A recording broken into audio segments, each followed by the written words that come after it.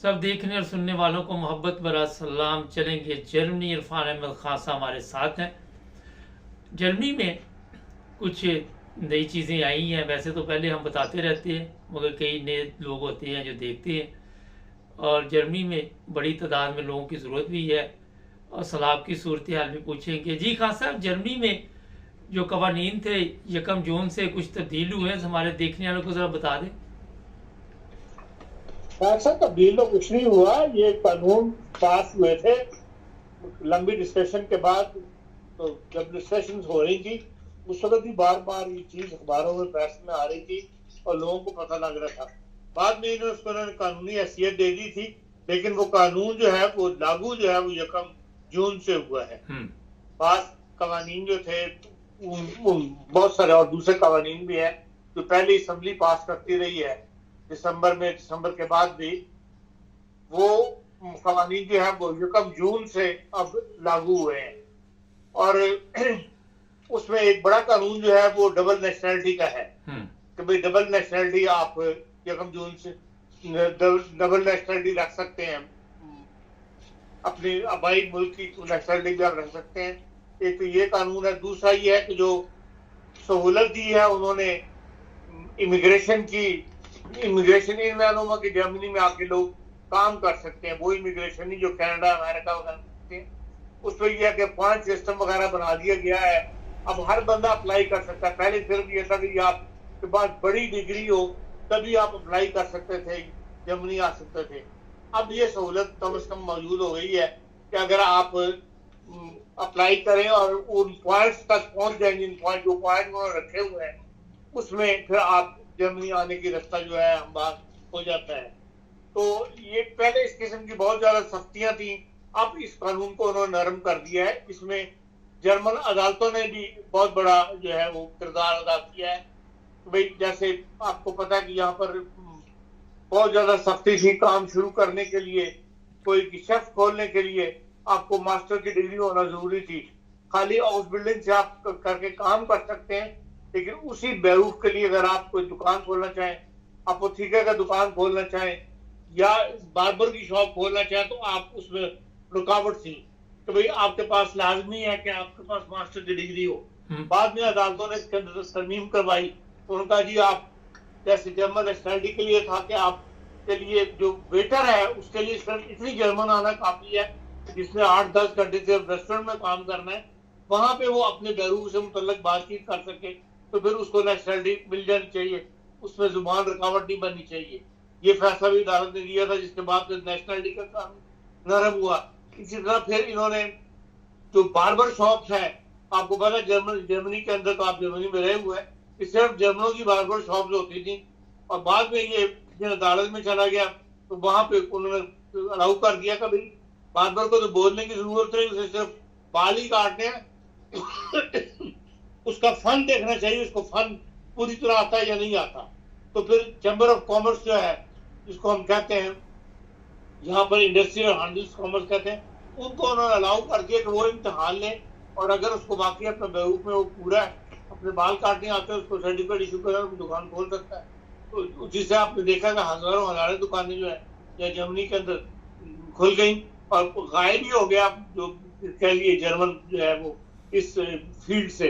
अब सब तरह की दुकानें, अरबी दुकानें जो खुली हुई हैं, इसलिए इस किस्म की अदालतें मुदाखलत करके नरमी पैदा कर देती हैं। इसी तरह अब जो जर्मनी में लेबर की शॉर्टेज है, उसके अंदर भी इसी वजह से सख्तियां जो कम हो गई हैं। अब आप हर कोई अपना मैसी में अप्लाई कर सकता है, अपना बेरूफ बता सकता है। अगर उसके पास डिग्री नहीं है, उसने हुनर नहीं सीखा हुआ, तो अगर उसका 10-15-20 साल का एक्सपीरियंस है तो वो दिखा के भी वो यहाँ आ सकता है। इस किस्म का रास्ते जो है वो उन्होंने हमवार किए तो नए कानून के तहत, तो उससे फायदा उठाना चाहिए सबको। जी हाँ सर, एक सवाल है कि ये जो डबल नेशनलिटी, इसमें पाकिस्तानी भी आते हैं लिस्ट में, या पाकिस्तान के साथ कोई अलग मुआहदा जर्मनी का करना होगा या कोई इस तरह का? कोई पाकिस्तान में कोई मुआहदा नहीं है, जो ओपन है हर मुल्क के साथ। ये कोई भी दुनिया में कहीं से भी आ सकता है। ये पाबंदी जो है जर्मनी की जो चैम्बर ऑफ कॉमर्स है, इनकी इंडस्ट्री का चैम्बर ऑफ कॉमर्स नहीं, उन्होंने उठाई थी। मेरा सवाल आप इसको खत्म करें। जी, मेरा सवाल ये था कि डबल नेशनलिटी के मुतल्लिक कि पाकिस्तानी भी जी। ले सकते हैं डबल नेशनलिटी अब? अगर आपको आपका मुल्क अलाउ करता है तो आप ले सकते हैं। अच्छा, इसका मतलब पहले अपने मुल्क से देखें, दोनों तरफ के मुल्कों को अलाउ करना चाहिए ना। जर्मनी भी करेगा। जर्मनी ने पहले पाबंदी लगाई हुई थी, पाकिस्तान की तरफ से ऐसी कोई पाबंदी नहीं थी, जर्मनी ने पाबंदी लगाई थी।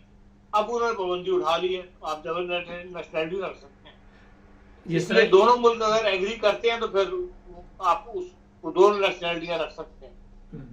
अच्छा, कुछ बता दे सैलाब की क्या सूरत हाल है? सुना वहाँ पे कोपलेस से रूडी साहिब काफी सैलाब आया हुआ है। रोडू साहब में तो इतना बड़ा सैलाब नहीं आया।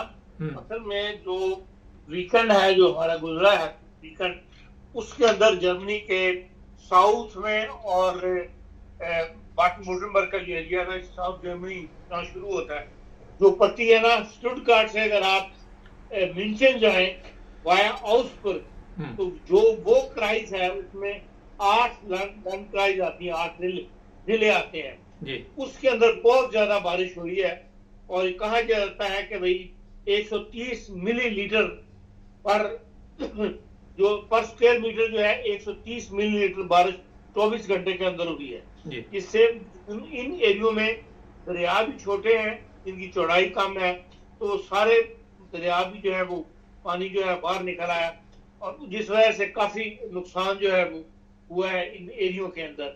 और बात तो एक छोटा सा डैम था वो भी टूट गया है और 2600 की आबादी का गांव है आउसबर्ग के करीब, और वहां पर जो 40,000 रेत की बोरियां रख के और 240 मीटर ऊंची दीवार बनाई है फौज ने, तब जाके वो गांव जो है वो बचाने में कामयाब हुए हैं। और 24 घंटे कहते हैं 300 फौजियों ने काम किया बगैर सोए हुए, और इस किस्म के जगह जगह छोटे गांव हैं वहां हुए हैं और 54,000 लोग जो हैं उनको उन्होंने निकाला है, मतलब महफूज जगहों को पहुंचाया है इस सारे एरिया, इस सारे गेम के अंदर। और मिंचन और इंगलस्टड के दरमियान जो A9 ऑटोमान है वो इनको बंद करनी पड़ गई थी, इस कदर वहां पर बारिश थी। 20,000 इमरजेंसी वर्कर्स ने काम किया है, जिनमें 800 फौजी भी शामिल हैं। तो ये एक सूरत हाल जो थी इस एरिया में पैदा हुई थी 8 लैंड क्राइस के अंदर। और अब ये है कि भाई काफी सूरत हाल जो है वो नॉर्मल हो गई है। और 2021 के अंदर जो सैलाब आया था उससे ये कहा जाता है कि ज्यादा सख्त है। उस वक्त सिर्फ उस सैलाब में यह था कि 135 जाने जाया हुई थी, जहां अब तक सिर्फ यह है कि भाई 3 आदमी में से है, एक उनमें फायर ब्रिगेड का आदमी है और 2 शहरी हैं जो उसमें 30 बिलियन नुकसान जो था वो गवर्नमेंट ने पूरा किया था। 8.5 बिलियन जो है वो इंश्योरेंस कंपनियों से लिया गया था। अब भी जो कल जर्मन चांसलर ने इस एरिया का दौरा किया, उन्होंने कहा कि भी अब तक हम जो मौसमी तसरात की वजह से, तगयरात की वजह से नुकसान हो रहे हैं, उसमें जर्मन गवर्नमेंट 80 बिलियन जो नुकसान जो है वो उठा चुकी है। और ये जो हालिया वाकयात हुए हैं वीकेंड के दौरान, उसके अंदर भी किसी को भी नहीं छोड़ा जाएगा और सबकी मदद की जाएगी, चाहे जितने मजीद बिलियन जो है वो खर्च हो जाए। तो उनका अंदाजा यही है कि भाई 30 बिलियन जो है इसके ऊपर मजीद हमें खर्च करना पड़ेगा इस एरिया की उसके अंदर। ये सैलाब की सूरत हाल है, लेकिन अब काफी पानी नीचे उतर गया है और बाहर ये तरक्की याफ्ता मुल्क है, यहाँ पे इन्होंने ऐसा इंतजाम किया फौरी तौर पर बारिश रुकने के बाद कि क्योंकि आपको पता है बेसमेंट यहाँ कैलर जरूर होता है, इस वजह से भी पानी बहुत ज्यादा कैलरों में चला जाता है, नीचे से पानी ऊपर आ जाता है। तो उस वजह से भी इन्होंने 10,000 लीटर पर मिनट पानी जो है वो बाहर निकाला है वहां से मशीनों के जरिए से। बहुत शुक्रिया खास, थैंक यू।